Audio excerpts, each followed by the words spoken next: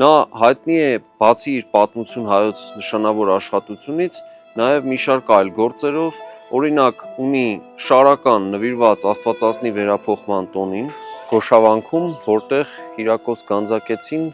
իր ուսումնառության առաջին տարիներն է անցկացրել։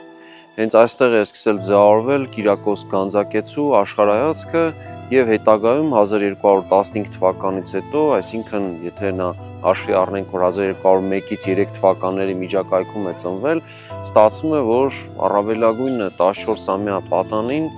այստեղից գնում է Խորանաշատի վանք եւ այնտեղ վանքի հիմնադիր եւ տեղի վարդապետարանի հիմնադիր վանական վարդապետի մոտ ստանում է արդեն վարդապետական կրթություն, վարդապետարանին հարիր ամբողջ ծրագիրը յուրացնում է եւ հենց վանական վարդապետից ստանում է արդեն վարդապետական գավազան։